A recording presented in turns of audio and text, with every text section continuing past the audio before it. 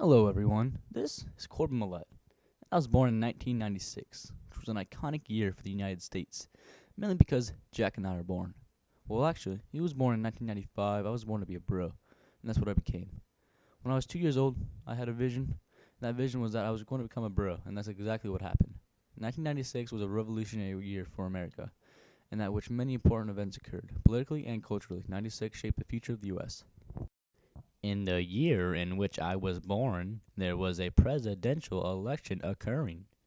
This election was to decide who the 42nd president of the U.S. would be. The 1996 presidential election was between the Democratic team of Bill Clinton and Al Gore and the Republican team of Bob Dole and Jack Kemp. Bill Clinton and the Democrats won 49.2% of the vote. They also had to face off against Ross Perot, the Reform Party candidate, and his running mate Pat Choate. Surprisingly, the third-party candidate, Ross Perot, had a substantial impact in the election. Even though he was more popular in 1992, he was still influential in the polls in 1996. Do you think Ross Perot had influence on the election of 1996? 1996, Ross Perot. Yes, definitely. I mean, first off, he was a well-known businessman. You know, he was the 101st richest man in the world at the time, in America at that time. So obviously, you know, people know about him. People know just economically he's very successful, and obviously businessmen are good when it comes to the economy. I mean, yes, it was influential in 1996 in the fact that it took a lot of votes. He was an independent. He ran independently, of course, so he took some votes from Clinton, but he took a lot of votes from Dole. And so what happened was that actually gave Clinton it actually helped Clinton out. I mean, it was influential in 1992, but in 1996 it definitely was. I mean, it was actually kind of surprising, you know, because independent runners usually don't get much love in that. However, Clinton still ended up winning the election with 47 million votes under his belt, but his presidency would be challenged when he was sexually involved with one of the interns at the White House, Monica Lewinsky. He was later impeached, but he wasn't convicted by the Senate. Also in 1996, during the Super Show Olympic Games in Atlanta, Georgia, a pipe bomb was set off in a crowd of bystanders. The bomb was located in Centennial Olympic Park and it was set up by Eric Rudolph. The bomb claimed one life and injured hundreds. 3 more pipe bombs were later located in Atlanta and disabled. Rudolph was sentenced to life in prison without parole. Justice.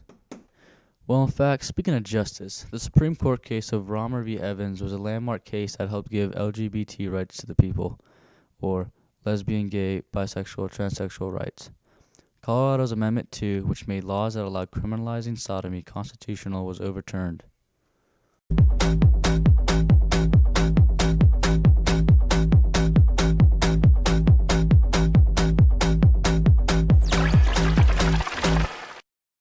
In 1996 was an important year for technology. An increase in worldwide telecommunication led to a smaller world. Also, things like the internet, video game systems, and computers created new hobbies and opportunities for many Americans.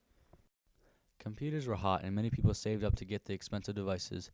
For a 166 megahertz computer, it cost $2,000, and for a higher-end Toshiba laptop, it was $2,500.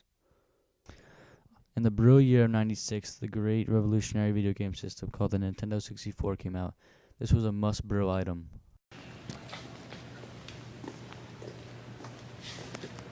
Excuse me, sir. Do you have time for a quick question? I'm gonna have to call you back, man. Okay. All right. Quick question. What do you need now? Yeah. Do you know anything about the release of Nintendo 64 in 1996? Oh, Nintendo 64. I know a little bit about that, I guess. Let me start it off. I'm Patrick Morse.